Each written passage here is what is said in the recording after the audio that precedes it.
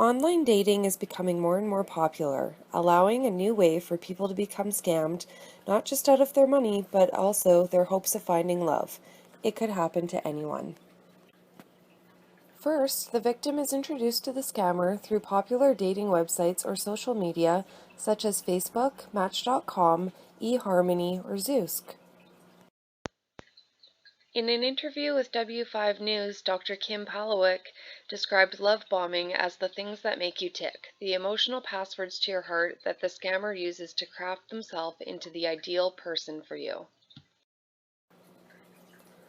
The relationship is intense, the scammer revealing feelings of immense love, escalating and drawing in the victim until something happens, usually an emergency from the scammer.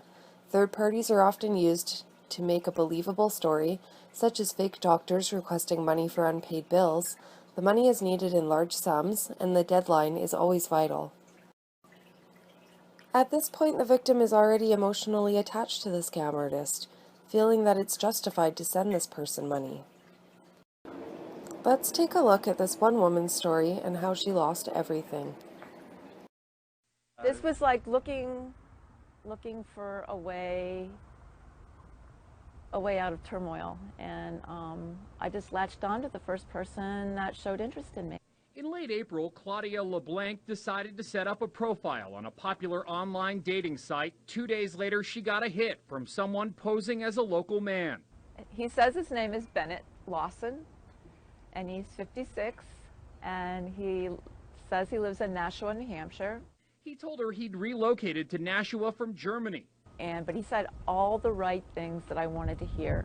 Claudia says the two began talking every day, but he told her they'd have to wait to meet. He was heading off on business to Italy and then Egypt. Then, after only 2 weeks in, Claudia says he asked her to help him out. He wanted me to send him an iPad 2 and an iPhone 4S.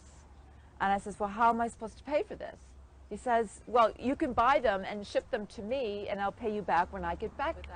Claudia decided to help, but then came more and more requests. Each time, Claudia was asked to send items or money via a third party in Ghana, Africa. All total, I sent him $25,487 to the penny. A full paycheck, all of my savings. I maxed out my credit cards for cash, and I compromised my dream trip to Israel that I was supposed to take in October. A month in, Claudia realized she was being scammed. I should have known better, but I was in a vulnerable spot. According to romancescam.org, as of May 2013, there was already a total of over $25 million lost from just over 1,800 people. And just last year alone, in Canada, over 1,100 victims lost a total combined amount of $16.6 million. So you can see how this number is rising over the years. Also note that a lot of people don't even report this because they're too ashamed. Catfishing is a term used to describe a romance scam in which the fraudster pretends to be someone that they're not on an online dating or social media website for the sole purpose of taking the money or personal information from their targets. Catfishers will often ask you to talk outside of the original meeting place. For instance, if you met on a dating website, they may ask for conversations to be directed to email, text messaging, or a different messenger app. The catfisher claims that they are from your country, but are currently traveling, working, or living abroad. The catfisher often takes a photo straight from a stock image on Google. These photos can sometimes be found on websites like romancescam.org by looking through their database of people that have been reported. Let's have a look at a real catfish example. Despite my 2 marriages, I still believe in love, so I joined an online dating service. An attractive person came on there and said, "You look like you wouldn't hurt a fly." I said, "Wow, this guy's really handsome. I can't believe he's talking to me." He told me early on that he was a widower and that he had 2 daughters, and he was on a business trip to South Africa. Some of the people who are victims are lonely, and that they're in denial about the fact that they're a catfish because they just like the companionship that they're getting from this person online, and revealing the truth would be absolutely devastating to them. I've given Chris money for several reasons. His credit card was stolen. He needed money for calling cards, hotel bills, lawyers. I have sent money to his nanny. His visa expired. The money that I sent was stolen. I've sent Chris money thousands of times. Yeah, it gets worse though. So she owned a condo or an apartment, and she actually sold it in order to be able to wire money to him. I think it was about $550,000 that she got out of selling her home, basically.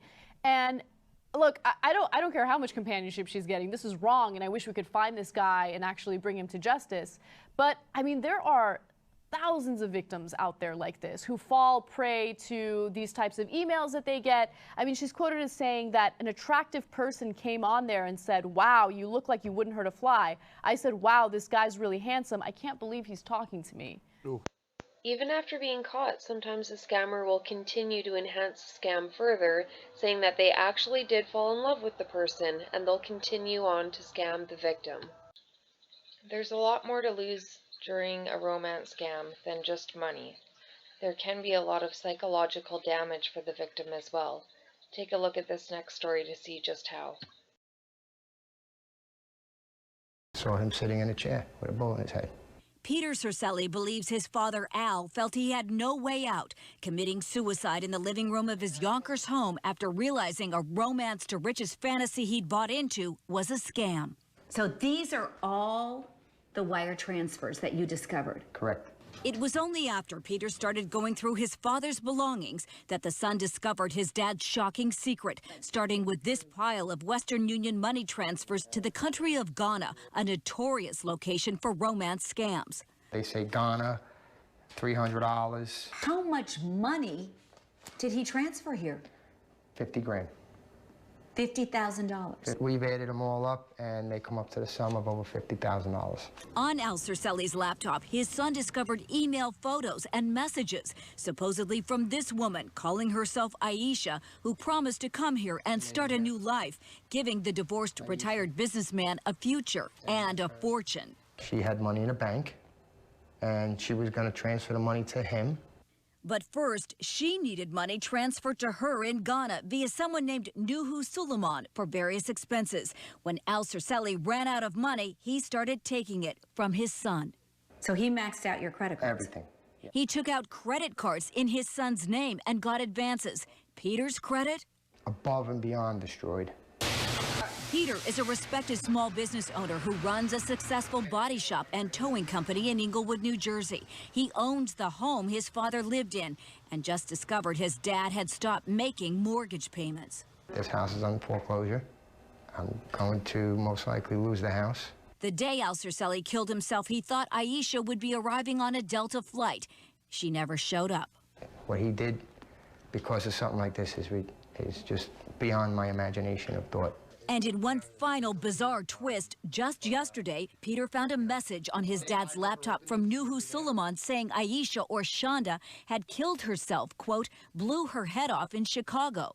It can't be tracked. These people are like ghosts. To see him go down like this and think that there might be other families that are going to go through something like this in their life, I have to open my mouth. I can't hide no more.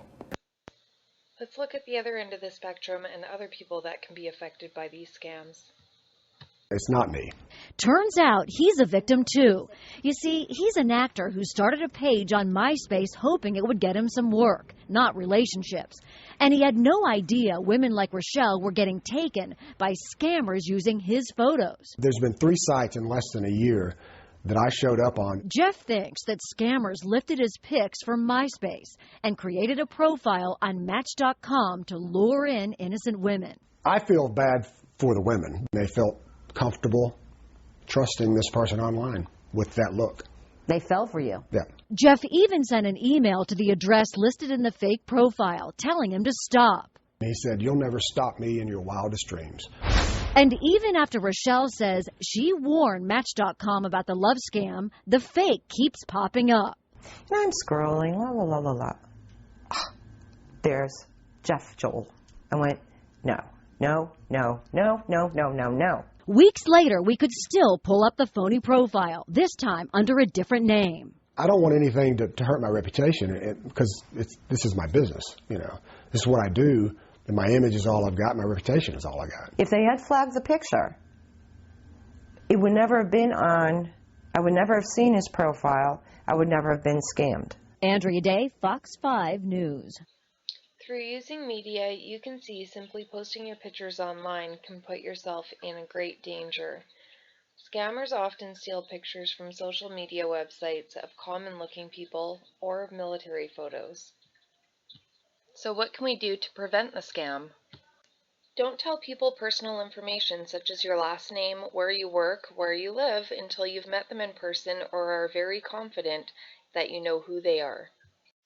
Take a look at their online photos. Google even has a feature on their website that you can do a reverse photo lookup and see if that picture has ever been used with a different name.